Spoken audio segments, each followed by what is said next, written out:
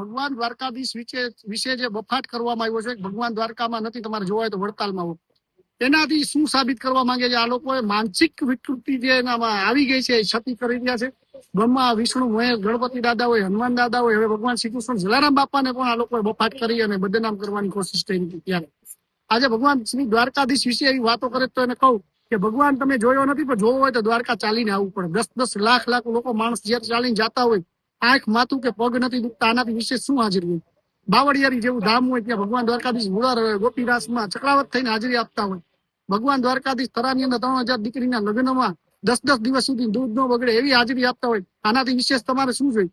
ભગવાનને બદનામ કરવાને, આપણા ધર્મને બદનામ કરવા, સનાતન ધર્મને બદનામ કરવાનું જેમ ષડયંત્ર રચી રહ્યા હોય એ રીતે આ લોકો વર્તી રહ્યા છે. ત્યારે સમસ્ત હિન્દુ સમાજે પણ આની સામે જાગૃત થવું છે. આપણા સંતો મહંતો જે છે સનાતન ધર્મના, એ લોકો આનો બહિષ્કાર કરવો જોઈએ. જેમ હનુમાન દાદામાં બહિષ્કાર કર્યો હતો ત્યારે આ લોકો સુધરતા, તો ફરીથી જો ભગવાન શ્રી કૃષ્ણ ઉપર વાત આવી ત્યારે આ લોકોનો બહિષ્કાર કરશું તો જ આ લોકો સુધરશે. અને આવનારા દિવસોની અંદર બીજા કોઈ ભગવાન વિશે બફાટ ન કરે એની ખાસ કાળજી રાખવા માટે સમાજને પણ નમ્ર વિનંતી છે કે આને માફી મગાવવી જ પડશે અને આ બુક પણ પાછું ખેંચવું પડશે.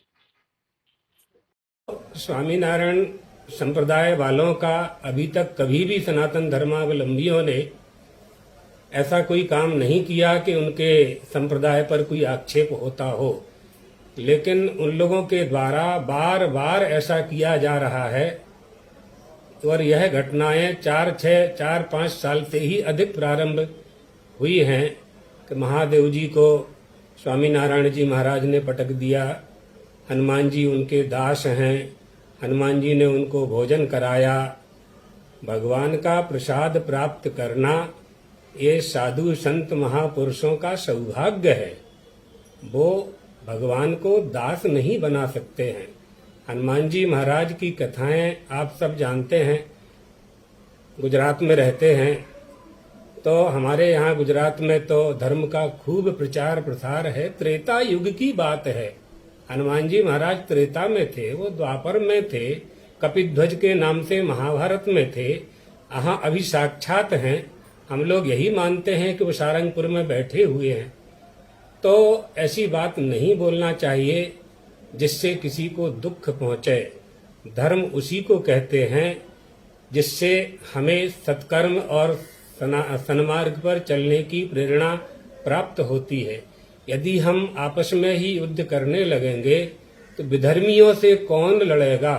धर्म परिवार જી સ્વામીજી, એક પુસ્તક ગોપાલાનંદ સ્વામીની વાતો નામના પુસ્તકમાં જે કૃષ્ણ ભગવાનને લઈ ઉલ્લેખ થયો છે, જેને લઈ હાલ માલધારી સમાજમાં ખાસ રોષ ઉભરાયો છે, ત્યારે આપ શું કહેશો?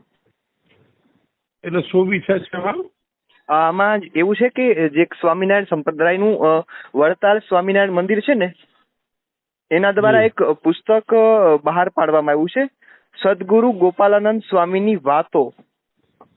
એમાં કૃષ્ણ ભગવાન વિશે એવું લખાણું કે જો તમારે કૃષ્ણ ભગવાનના દર્શન કરવા હોય તો તમને દ્વારકા નહીં મળે, તે તમને વડતાલ ધામમાં મળશે. આવું લખ્યું હતું ને? હા, એવું એમને જી સ્વામિનારાયણના જે પુસ્તક છે ને એમાં એવું લખાણું કે તમને એ દ્વારકા નહીં મળે, તમારે જવું હોય તો વડતાલ આવવું પડે. એ બાદ જે રાજકોટના અને ખાસ જે માલધારી સમાજ છે કે જે કૃષ્ણ ભગવાનને વધુ માને છે, તેમાં ખૂબ રોષ ઉભરાણો છે.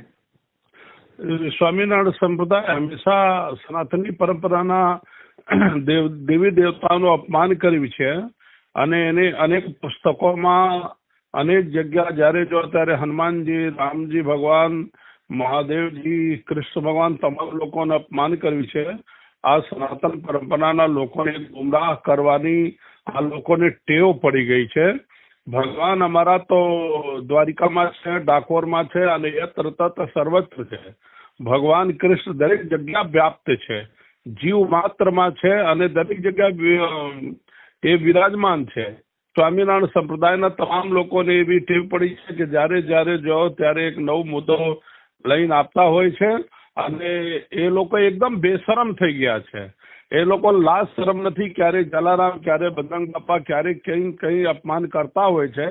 એટલે હું આપના માધ્યમથી એવું કહેવા માંગુ છું કે સનાતન પરંપરાના જેટલા લોકો છે દેશ અને વિદેશમાં, સ્વામિનારાયણ સંપ્રદાયના તમામ સંતોના વિરોધ કરવો જોઈએ, એનાથી દૂર રહેવું જોઈએ અને એમની સંસ્કૃતિને ક્યારે પણ પાલન નહીં કરવું જોઈએ. એ વાસ્તવમાં માનો તો મુસલમાનો કરતા ખરાબ વર્તન વર્તી રહ્યા છે અત્યારે. જી જી જી મહારાજ, હાલ આપણે જોઈએ છીએ કે લાંબા સમયથી આ મુદ્દો ખૂબ ચર્ચામાં છે. થોડા સમયે કોઈને કોઈ સ્વામિનારાયણના સંત દ્વારા આવું નિવેદન આપવામાં આવે છે અથવા તો કોઈ પુસ્તક. હાલ આપણે થોડા સમય પહેલા જ આવો એક મુદ્દો જોયો હતો કે જેમાં ભગવાનનું અપમાન કરવામાં આવ્યું હોય. ફરીથી આવો મુદ્દો આવ્યો છે ત્યારે ખાસ જે માલધારી સમાજ છે તેમાં રોષ જોવા મળી રહ્યો છે અને તેઓએ 18 વર્ણ સાથે રહી અને વિરોધ કરવાની વાત કરી છે અને સાથે સાથે સંતો અને સ્વામિનારાયણ સંપ્રદાયના સંતો પાસે માફી મંગાવવાની વાત કરી છે. તો આ વાતને આપ કઈ રીતે જુઓ છો? માફી તો જો આપને કહું કે આ લોકો માફી હમણાં જલારામ બાપાને માંગી લીધા છે. આદત સુધરતી નથી એટલે આ લોકોને માટે ભી કડકમાં કડક કોઈ એવું નિયમ બનાવવો જોઈએ જ્યાં વારંવાર આ ઘટના ઘટે છે તે ના ઘટે. અને માલધારી સમાજ એકેલો નથી. દેશ અને દુનિયામાં બસેલા તમામ સનાતની પરંપરાના લોકો એમના જ છે, એમની સાથે જ છે આ વિચાર સનાતની પરંપરાના લોકો. અને એકેલા નહીં છે. કડકમાં કડક વિરોધ કરવો જોઈએ અને સરકારને પણ આપના માધ્યમથી નિવેદન છે કે આ લોકો ઉપર કડકમાં કડક કાર્યવાહી કરવી જોઈએ. જી જી સ્વામી, આપ અમારી સાથે જોડાયા એ બદલ આપનો આભાર. જી છે કે આ લોકો ઉપર કડકમાં કડક કાર્યવાહી કરવી જોઈએ. જી જી સ્વામી, આપ અમારી સાથે જોડાયા એ બદલ આપનો આભાર. જી છે કે આ લોકો ઉપર કડકમાં કડક કાર્યવાહી કરવી જોઈએ. જી જી સ્વામી, આપ અમારી સાથે જોડાયા એ બદલ આપનો આભાર. જી છે કે આ લોકો ઉપર કડકમાં કડક કાર્યવાહી કરવી જોઈએ. જી જી સ્વામી, આપ અમારી સાથે જોડાયા એ બદલ આપનો આભાર. જી છે કે આ લોકો ઉપર કડકમાં કડક કાર્યવાહી કરવી જોઈએ. જી જી સ્વામી, આપ અમારી સાથે જોડાયા એ બદલ આપનો આભાર. જી છે કે આ લોકો ઉપર કડકમાં કડક કાર્યવાહી કરવી જોઈએ. જી જી સ્વામી, આપ અમારી સાથે જોડાયા એ બદલ આપનો આભાર. જી છે કે આ લોકો ઉપર કડકમાં કડક કાર્યવાહી કરવી જોઈએ. જી જી સ્વામી, આપ અમારી સાથે જોડાયા એ બદલ આપનો આભાર. જી છે કે આ લોકો ઉપર કડકમાં કડક કાર્યવાહી કરવી જોઈએ. જી જી સ્વામી, આપ અમારી સાથે જોડાયા એ બદલ આપનો આભાર. જી છે કે આ લોકો ઉપર કડકમાં કડક કાર્યવાહી કરવી જોઈએ. જી જી સ્વામી, આપ અમારી સાથે જોડાયા એ બદલ આપનો આભાર. જી છે કે આ લોકો ઉપર કડકમાં કડક કાર્યવાહી કરવી જોઈએ. જી જી સ્વામી, આપ અમારી સાથે જોડાયા એ બદલ આપનો આભાર. જી છે કે આ લોકો ઉપર કડકમાં કડક કાર્યવાહી કરવી જોઈએ. જી જી સ્વામી, આપ અમારી સાથે જોડાયા એ બદલ આપનો આભાર. જી છે કે આ લોકો ઉપર કડકમાં કડક કાર્યવાહી કરવી જોઈએ. જી જી સ્વામી, આપ અમારી સાથે જોડાયા એ બદલ આપનો આભાર. જી